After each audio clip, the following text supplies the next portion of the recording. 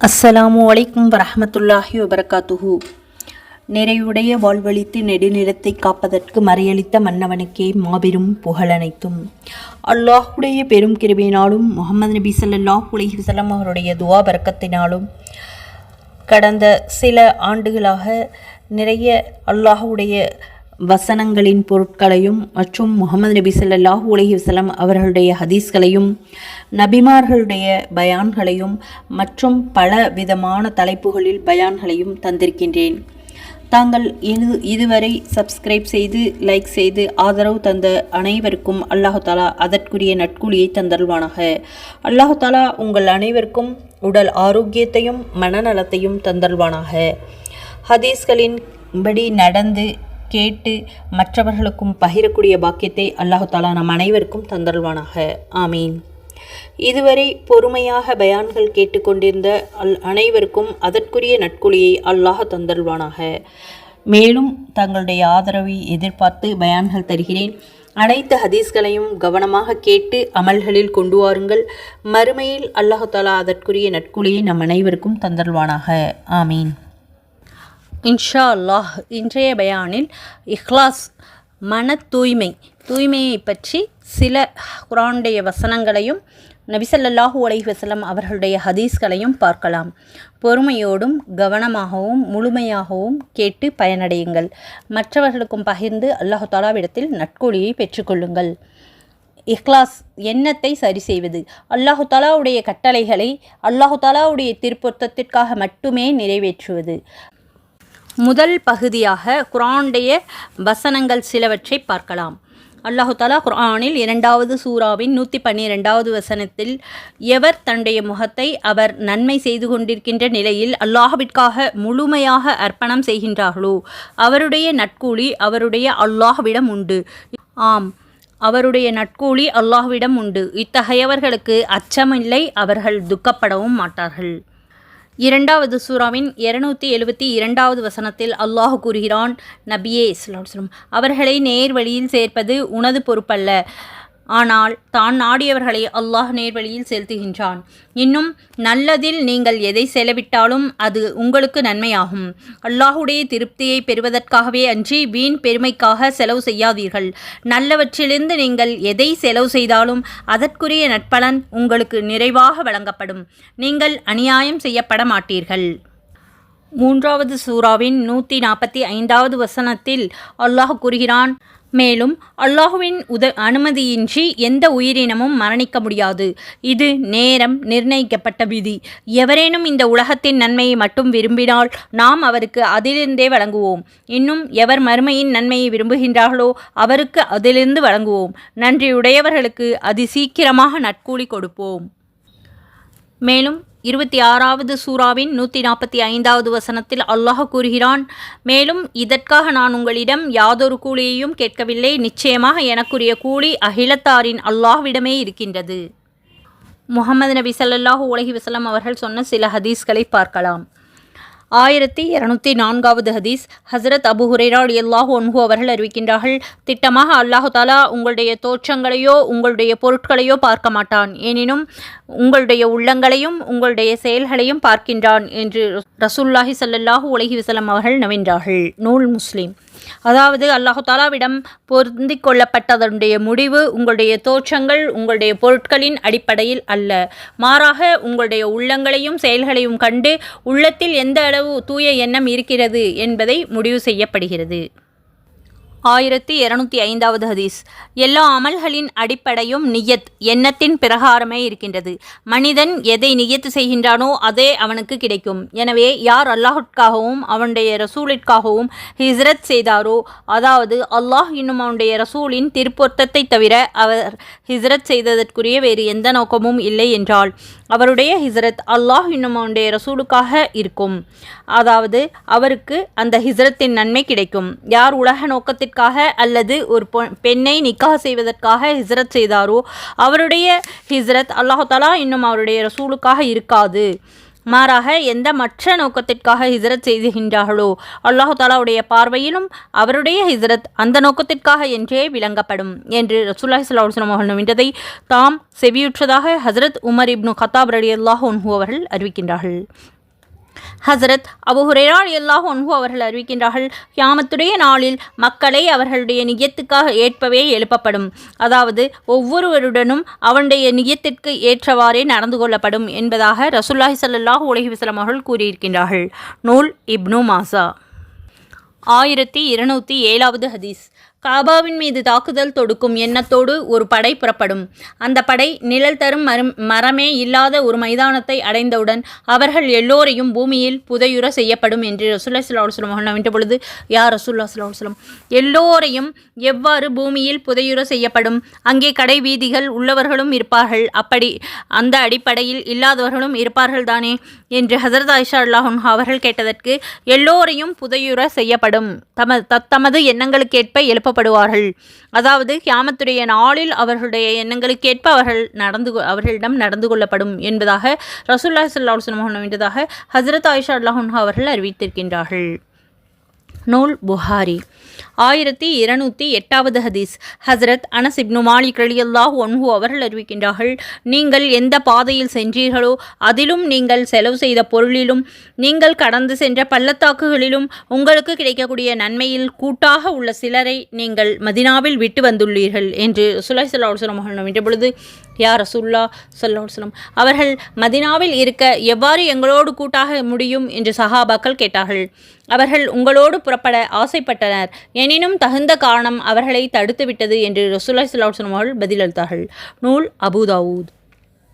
அல்லாஹு தாலா நன்மைகள் தீமைகள் சம்பந்தமாக மலக்குமார்களுக்கு ஒரு கட்டளை பிறப்பித்திருக்கின்றான் என்பதாக நபி ஸல்லல்லாஹு அலைஹி வஸல்லம் அவர்கள் கூறிவிட்டு, ஒருவர் நற்செயல் செய்ய நாடினார், பிறகு ஏதேனும் ஒரு காரணத்தினால் செய்ய முடியாவிட்டால் அல்லாஹு தாலா அவருக்கு முழுமையாக ஒரு நன்மையை எழுதிவிடுகிறான்.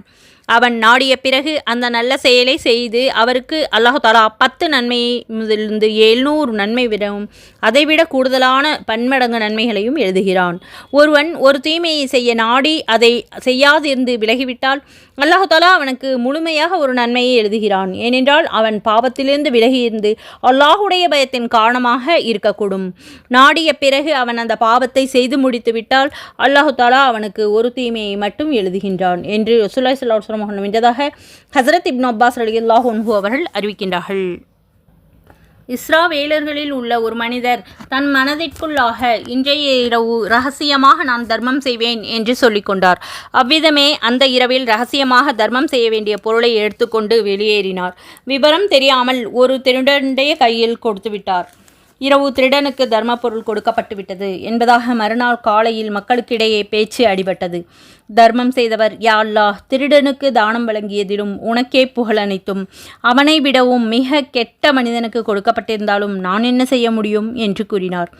பிறகு அவர், முதலாவது செய்த தானம் பாழாகிவிட்டது, இன்று இரவு அவசியம் தர்மம் செய்வேன் என்று உறுதி செய்து கொண்டார்.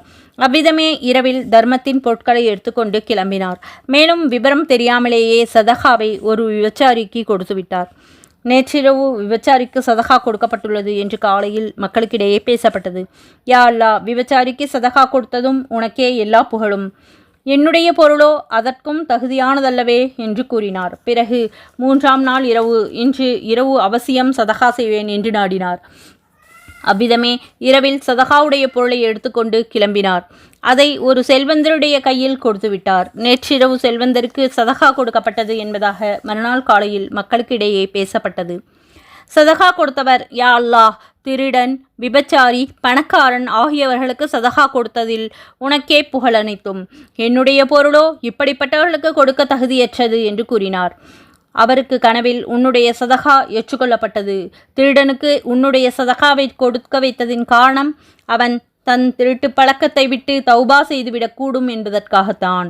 விபச்சாரிக்கு அவள் விபச்சாரத்திலிருந்து தௌபா செய்துவிடக்கூடும், விபச்சாரம் செய்யாமலும் அல்லாஹு தாலா தடுத்திருக்கின்றான் என்பதைக் கண்டு அவளுக்கு ரோஷம் வரும் என்பதற்காக சதகாவை கொடுக்க வைக்கப்பட்டது. இன்னும் செல்வந்தருக்கு அல்லாஹுடைய அடியார்கள் எந்த விதத்திலெல்லாம் மறைத்து சதகா செய்துகின்றார்கள் என்ற படிப்பினை பெற்றுக்கொள்வதற்காக அல்லாஹ் தஆலா தனக்கு கொடுத்த பொருட்களிலிருந்து அவரும் அல்லாஹுடைய பாதையில் செலவு செய்யக்கூடும் என்பதற்காக சதகா கொடுக்க வைக்கப்பட்டது என்று சொல்லப்பட்டது என்று ரசூலுல்லாஹி ஸல்லல்லாஹு அலைஹி வஸல்லம் சொன்னதாக ஹஸரத் அபூ ஹுரைரா ரலியல்லாஹு அன்ஹு அவர்கள் அறிவிக்கின்றார்கள். நூல் புகாரி. அந்த மனிதருடைய தூய எண்ணத்தின் காரணமாக 3 சதகாவையும் அல்லாஹ் தஆலா ஏற்றுக்கொண்டான். சுப்ஹானல்லாஹ். 1211வது ஹதீஸ். உங்களுக்கு முன்பிருந்த ஒரு சமுதாயத்தினரிடமிருந்து 3 நபர்கள் ஒன்றாக பிரயாணம் செய்ய புறப்பட்டார்கள்.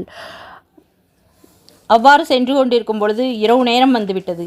அந்த இரவை கழிப்பதற்காக அவர்கள் ஒரு குகைக்குள் நுழைந்தார்கள். அந்த சமயம் மலையிலிருந்து ஒரு பாறை உருண்டு அந்த குகை வாசலை அடைத்துவிட்டது. இதை பார்த்து அவர்கள் அனைவரும் தத்தமது நல்ல அமல்களின் மூலம் அல்லாஹு தஆலாவிடம் துஆ கேட்டு அந்த பாறையை விட்டு விடுதலை பெற முடியும் என்று கூறினார்கள். இவ்விதமே அவர்கள் தத்தமது அமல்களின் பொருட்டால் துஆ செய்தார்கள். அவர்களில் ஒருவர் கூறினார், யா அல்லாஹ், நீ அறிந்துள்ளாய், நான் எனது தாய் தந்தையர்கள் மிகவும் வயோதிகர்களாக இருந்தார்கள். என்னுடைய மனைவி மக்களுக்கும் அடிமைகளுக்கும் எனது பெற்றோர்களுமாகிய அவர்களுக்கு முன்னதாகவே பால் புகட்ட மாட்டேன். ஒரு நாள் நான் ஒரு பொருளை தேடி வெகு தூரம் சென்று விட்டேன். திரும்பி வந்தபொழுது என் பெற்றோர்கள் தூங்கிவிட்டார்கள். இருந்தும் நான் அவர்களுக்காக மாலை நேரம் பாலை கறந்து அதை கோப்பையில் எடுத்துக்கொண்டு அவர்களுடைய சமூகத்திற்கு சென்றபொழுது அவர்கள் அப்பொழுது தூங்கி கொண்டிருக்க கண்டேன்.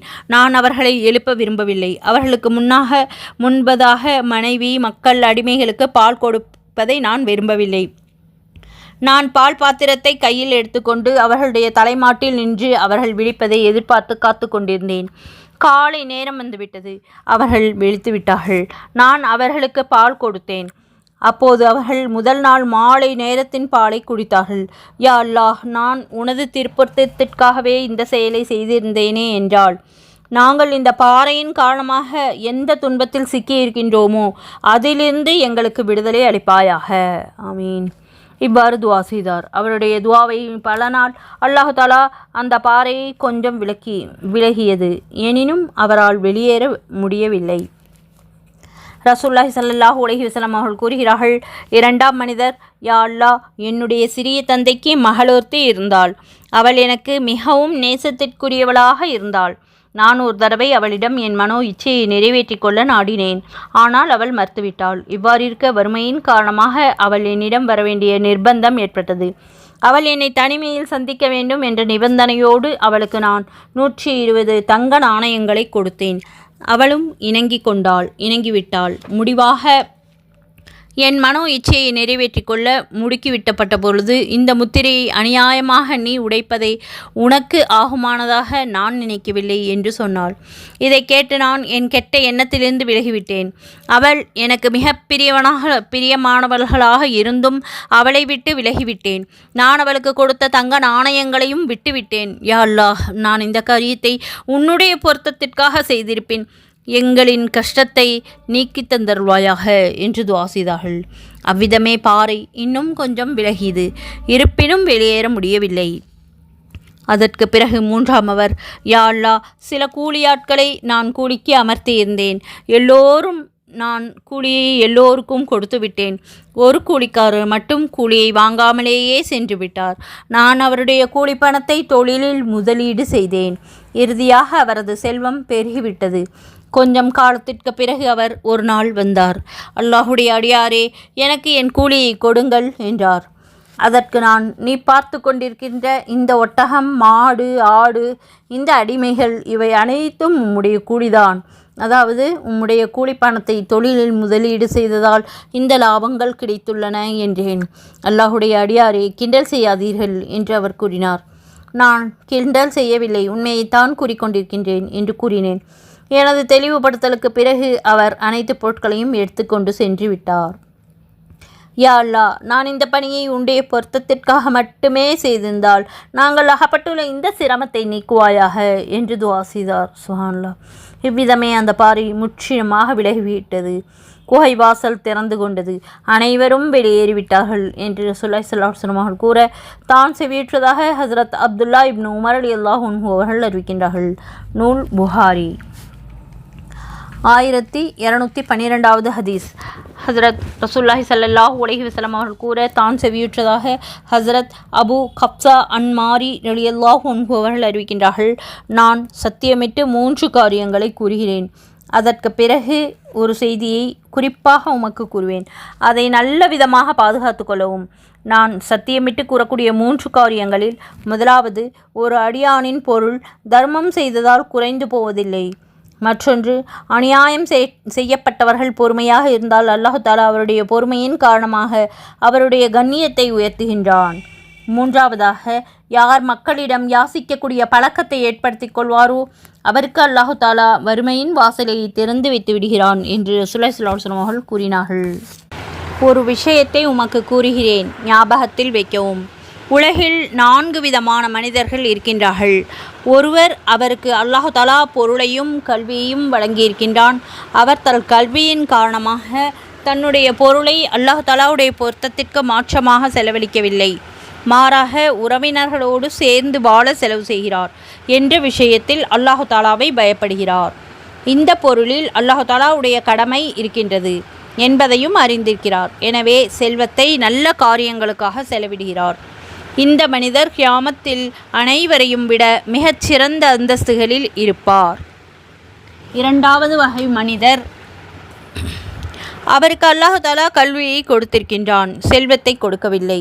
அவர் உண்மையான எண்ணமுள்ளவர்களாக இருக்கிறார். மேலும் அவர் என்னிடம் செல்வம் இருந்திருந்தால் நான் இன்னாரைப் போல நற்காரியங்களில் செலவழிப்பேன் என்று ஆசைப்படுகிறார். அதனால் அல்லாஹ் தஆலா அவருடைய நியத்தின் காரணமாக முதலாமவரைப் போன்றே இவருக்கும் நன்மையை கொடுக்கின்றான். இவ்விதமாக இவ்விருவருடைய நன்மையும் சமமாகி விடுகிறது.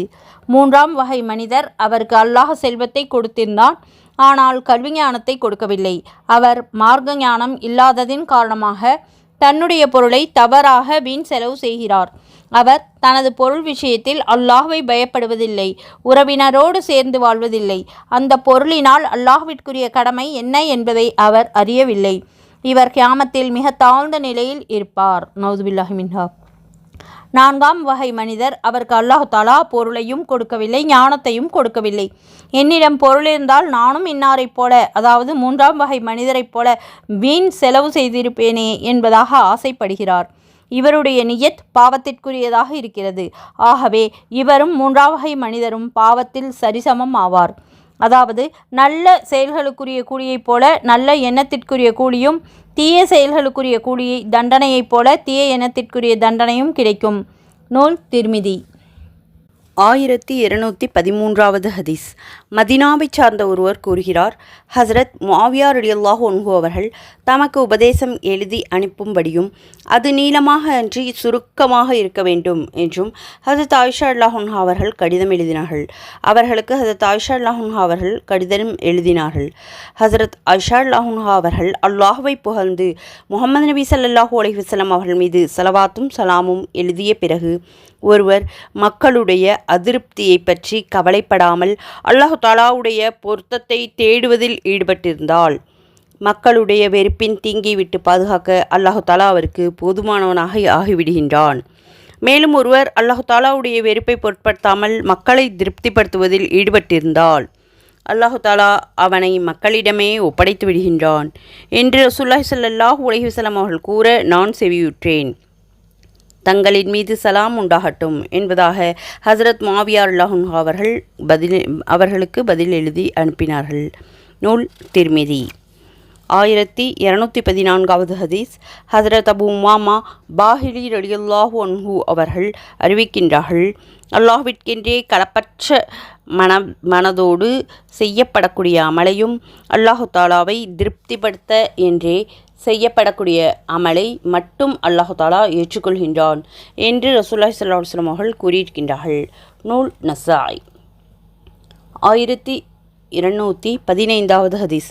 அல்லாஹு தஆலா இந்த உம்மத்திற்கு தகுதி, திறமை ஆகியவற்றை அடிப்படையாக வைத்து உதவி செய்வதில்லை. மாறாக பலவீனமான இயலாதவர்களுடைய துஆக்கள், தொழுகைகள், அவர்களுடைய தூய எண்ணத்தின் காரணமாக உதவி செய்கின்றான் என்று ரசூலுல்லாஹி ஸல்லல்லாஹு அலைஹி வஸல்லம் அவர்கள் வென்றதாக ஹசரத் சஅத் ரலியல்லாஹு அன்ஹு அவர்கள் அறிவித்திருக்கின்றார்கள். ஒருவர் தூங்க தன் விருப்பிற்கு வந்தார். அவர் இரவில் எழுந்து தஹஜ்ஜத் தொழுக வேண்டும் என்று அவர் நாட்டம் கொண்டிருந்தார். அவருக்கு தூக்கம் மிகைத்து விட்டதால் சுபுகுக்கு தான் கண்விழித்தார். அவருக்கு தஹஜ்ஜுடைய நன்மை எழுதப்படுகிறது. அவருடைய தூக்கம் அவருடைய இரட்சகனின் புறத்திலிருந்து அவருக்கு கிடைத்த வெகுமதியாகும் என்று ரசூலுல்லாஹி ஸல்லல்லாஹு அலைஹி வஸல்லம் நம்பியதாக ஹஸ்ரத் அபூ தர்தா ரலியல்லாஹு அன்ஹு அவர்கள் அறிவிக்கின்றார்கள். நூல் நசாய். 1217வது ஹதீஸ். யாருடைய நோக்கம் உலகமாக ஆகிவிட்டதோ அவருடைய காரியங்களை அல்லாஹு தஆலா சிதற செய்து விடுகின்றான். அதாவது ஒவ்வொரு காரியத்திலும் அவருக்கு கஷ்டத்தை ஏற்படுத்தி விடுகின்றான். வறுமையின் பயத்தை அவனுடைய கண்களுக்கு முன்பாக உண்டு பண்ணி விடுகின்றான். எந்த அளவுக்கு அவனுடைய உலகில் விதிக்கப்பட்டதோ அதுதான் அவனுக்கு கிடைக்கும். யாருடைய நியத் மர்மையாக இருக்குமோ அல்லாஹு தஆலா அவருடைய வேலைகளை எளிதாக்கி விடுகின்றான். அவருடைய உள்ளத்தில் போதுமென்ற தன்மையை ஏற்படுத்தி விடுகின்றான். உலகம் இழிவாகி அவருக்கு முன்னால் வந்து சேர்கின்றது என்று ரசூலுல்லாஹி ஸல்லல்லாஹு அலைஹி வஸல்லம் அவர்கள் கூற தான் கேட்டதாக ஹஸ்ரத் ஜெயித் இப்னு சாபித் ரலியல்லாஹு அன்ஹு அவர்கள் அறிவிக்கின்றார்கள். நூல் இப்னு மாஜா. 1218வது ஹதீஸ். ஹஸ்ரத் ஜெயித் இப்னு சாபித் ரலியல்லாஹு அன்ஹு அவர்கள் அறிவிக்கின்றார்கள். 3 பழக்கங்களின் காரணமாக முஸ்லீமின் உள்ளம் கபடம் மோசடி இன்னும் அனைத்து வகையான தீங்குகளை விட்டு சுத்தமாகி விடுகிறது. முதலாவது, அல்லாஹ்வினுடைய பொருத்தத்திற்காகவே செயல்படுவது. இரண்டாவது, ஆட்சியாளர்களுடைய நலனை நாடுவது. மூன்றாவது, முஸ்லீம்களுடைய ஜமாத்தோடு இணைந்திருப்பது. ஏனென்றால் ஜமாத்தோடு இருப்பவர்களை ஜமாத்தில் உள்ளவர்களுடைய துஆக்கள் அனைத்து புறங்களிலிருந்தும் சூழ்ந்து கொள்கின்றன. அதன் காரணமாக ஷைத்தானுடைய தீங்கை விட்டு பாதுகாப்பு கிடைக்கிறது என்று ரசூலுல்லாஹி ஸல்லல்லாஹு அலைஹி வஸல்லம் அவர்கள் நம்பியுள்ளார்கள். நூல் இப்னு ஹிப்பான். 1219வது ஹதீஸ். தூய எண்ணம் கொண்டிருப்பவர்களுக்கு சுபசோமனம் உண்டாகட்டும். அவர்கள் இருள்களில் உள்ள விளக்குகள் அவர்களுடைய காரணத்தினால் பெரும் பெரும் குழப்பங்களும் விலகிவிடுகின்றன என்று ரசூலுல்லாஹி ஸல்லல்லாஹு அலைஹி வஸல்லம் அவர்கள் நம்பியதாக தான் செவியேற்றதாக ஹஸ்ரத் சௌபான் ரலியல்லாஹு அன்ஹு அவர்கள் அறிவிக்கின்றார்கள். நூல் பைஹகி. 1220வது ஹதீஸ். அஸ்லம் கோத்திரத்திலுள்ள ஹஸ்ரத் அபூ ஃபிராஸ் ரஹ்மத்துல்லாஹி அலைஹி அவர்கள் கூறுகிறார்கள், ஒருவர் நபி ஸல்லல்லாஹு அலைஹி வஸல்லம் அவர்களை அழைத்து, யா ரசூலுல்லாஹி ஸல்லல்லாஹு அலைஹி வஸல்லம், ஈமான் என்றால் என்ன என்று கேட்டார். ஈமான் என்பது தூய எண்ணம் என்று ரசூலுல்லாஹி ஸல்லல்லாஹு அலைஹி வஸல்லம் அவர்கள் பதில் கூறினார்கள். நூல் பைஹகி. ஹஸ்ரத் அபூ உமாமா ரலியல்லாஹு அன்ஹு அவர்கள் அறிவிக்கின்றார்கள், ரகசியமாக தான தர்மம் செய்து அல்லாஹ்வுடைய கோபத்தை அணைத்து விடுகிறது என்று ரசூலுல்லாஹி ஸல்லல்லாஹு அலைஹி வஸல்லம் அவர்கள் கூறுகிறார்கள். ஹஸ்ரத் அபூ தர் ரலியல்லாஹு அன்ஹு அவர்கள் அறிவிக்கின்றார்கள், ஒருவர் நல்ல அமல் புரிகிறார். அதன் காரணமாக மக்கள் அவரை புகழ்கிறார்கள். அவருக்கு நல்ல அமல் செய்ததற்குள்ள கூலி கிடைக்குமா? மக்கள் அவரை புகழ்வது முகஸ்துதியில் கட்டுப்பட்டு விடாதா என்று ரசூலுல்லாஹி ஸல்லல்லாஹு அலைஹி வஸல்லம் அவர்களிடம் கேட்கப்பட்டது. அது முஃமினுக்கு உடனே கிடைத்து விடுகிற நற்செய்தியாகும் என்று ரசூலுல்லாஹி ஸல்லல்லாஹு அலைஹி வஸல்லம் அவர்கள் கூறினார்கள். இந்த ஹதீஸின் கருத்து, ஒரு நற்செய்தி மறுமையில் கிடைக்கக்கூடியது, இன்னொரு நற்செய்தி மக்கள் அவனை புகழ்வதால் உலகில் கிடைக்கக்கூடியது. இவ்வமைப்பில் அவருடைய நியத் அல்லாஹ் தஆலாவுடைய திருப்திக்காக மட்டுமே இருக்க வேண்டும். புகழ் பெறுவது நோக்கமாக இருக்கக்கூடாது. அல்ஹம்துலில்லாஹ். இதுவரை இஹ்லாஸ் மன தூய்மையாக அமல் செய்வதின் நன்மைகள் என்பதை பற்றி சில ஹதீஸ்களும் நபி ஸல்லல்லாஹு அலைஹி வஸல்லம் அவர்கள் கூறிய சொற்று தொடர்களையும் அல்லாஹ் குர்ஆனில் கூறியுள்ள சில வசனங்களையும் பார்த்தோம். பொறுமையாக பயான் கேட்டுக்கொண்டிருந்த உங்கள் அனைவருக்கும் அல்லாஹ் தஆலா அதற்குரிய நற்கூலியை தந்தருள்வானாக. ஆமீன். அல்லாஹ் தஆலா நம் அனைவருக்கும் உடல் ஆரோக்கியத்தையும் உள்ள நலத்தையும் தந்தருள்வானாக. ஆமீன். நம்முடைய எண்ணங்களை தூய்மையாக வைத்திருக்கக்கூடிய பாக்கியத்தை அல்லாஹ் தஆலா நமக்கு தந்தருள்வானாக. ஆமீன். ரசூலுல்லாஹி ஸல்லல்லாஹு அலைஹி வஸல்லம் அவருடைய ஒவ்வொரு சுன்னத்துக்களையும் பேணி நடக்கக்கூடிய பாக்கியத்தை அல்லாஹ் தஆலா நம் அனைவருக்கும் தந்தருள்வானாக. ஆமீன். ரசூலுல்லாஹி ஸல்லல்லாஹு அலைஹி வஸல்லம் அவர்களுடைய ஹதீஸ்களை கேட்டு அதன்படி அமல் செய்யக்கூடிய பாக்கியத்தை நமக்கு தந்தருள்வானாக. ஆமீன். ஹதீஸ்களை நாம் மற்றும் கற்றுக்கொள்ளாமல் மற்றவர்களுக்கும் கற்றுத்தரக்கூடிய பாக்கியத்தை, கேட்கக்கூடிய பாக்கியத்தை தருவானாக. ஆமீன். நபி ஸல்லல்லாஹு அலைஹி வஸல்லம் அவர்களை கனவில் காணக்கூடிய பாக்கியத்தை நம் அனைவருக்கும் அல்லாஹ் தஆலா தந்தருள்வானாக. ஆமீன். மறுமையில் ரசூலுல்லாஹி ஸல்லல்லாஹு அலைஹி வஸல்லமுடைய சிபாரிஷை தந்தருள்வானாக. ஆமீன். ரசூலுல்லாஹி ஸல்லல்லாஹு அலைஹி வஸல்லமுடைய கையில் ஹவுதல் கௌதர் எனும் தண்ணீரை வாங்கி பருகக்கூடிய பாக்கியத்தை அல்லாஹ் தஆலா நமக்கு தந்தருள்வானாக. ஆமீன். உடல் ஆரோக்கியத்தை தந்தருள்வானாக. ஆமீன். நபி ஸல்லல்லாஹு அலைஹி வஸல்லம் அவர்கள் மீது அதிகமாக ஸலவாத் ஓதக்கூடிய பாக்கியத்தை அல்லாஹ் தஆலா நமக்கு தந்தருள்வானாக. ஆமீன். யா அல்லாஹ், நாங்கள் எந்த அமலை செய்தாலும் பேருக்காகவோ புகழுக்காகவோ செய்யாமல் உன்னுடைய பொருத்தத்தை நாடி செய்யக்கூடியவர்களாக ஆக்கியருள் புரிவாயாக. ஆமீன். ஹதீஸ்களை கேட்டு அதன்படி அமல் செய்யக்கூடிய பாக்கியத்தை தந்தருள்வாயாக. ஆமீன். தொழுகையை உள்ளச்சத்தோடும் பயபக்தியோடும் தொழுகக்கூடிய பாக்கியத்தை தந்தருள்வானாக. ஆமீன். யா அல்லாஹ், குர்ஆன் ஓதக்கூடிய பாக்கியத்தை தந்தருள்வாயாக. யா அல்லாஹ், குர்ஆனை பிழையின்றி அதிகமாகவும் ஆர்வத்தோடும் ஓதக்கூடிய பாக்கியத்தை தந்தருள்வாயாக. ஆமீன். யா அல்லாஹ், யாரெல்லாம் குர்ஆன் ஓதத் தெரிந்தும் ஓதாமலும் ஓதத் தெரியாமலும் இருக்கின்றார்களோ அவர்களுக்கெல்லாம் குர்ஆன் ஓதக்கூடிய நசீபை தந்தருள்வாயாக. ஆமீன். யா அல்லாஹ், எங்களுடைய ஒவ்வொரு துஆக்களையும் ஏற்றுக்கொள்வாயாக. ஆமீன். யா அல்லாஹ், நாங்கள் கற்றதை பிறருக்கும் எத்தி வைக்கக்கூடிய பாக்கியத்தை தந்தருள்வாயாக. ஆமீன். யா அல்லாஹ், எங்கள் அனைவருக்கும் ஹஜ்ஜை நசீபாக்குவாயாக. ஆமீன். பெற்றோர் சொல் பேணி நடக்கக்கூடிய பிள்ளைகளாக ஆக்கி வைப்பாயாக. ஆமீன். யா அல்லாஹ், எங்கள் அனைவருக்கும் சொர்க்கத்தை வாஜிபாக்கி நரகத்தை ஹராமாக்குவாயாக. ஆமீன். இந்த சிறிய துஆவை உன்னுடைய பெரும் கிருபையினால் ஏற்றுக்கொள்வாயாக. ஆமீன். இதுவரை பொறுமையாக பயான் கேட்டு மற்றும் துஆக்களுக்கு ஆமீன் சொன்ன உங்கள் அனைவருக்கும் அல்லாஹ் தஆலா அதற்குரிய நட்கூலியை தந்தருள்வானாக. ஆமீன். லைக் செய்து கமெண்ட் செய்யுங்கள், ஷேர் செய்யுங்கள். ஜஸாக்கல்லாஹு ஹைரன் கசீரா. அஸ்ஸலாமு அலைக்கும் வரஹ்மத்துல்லாஹி வபரகாத்துஹு வ மஹ்ஃபிரத்துஹு.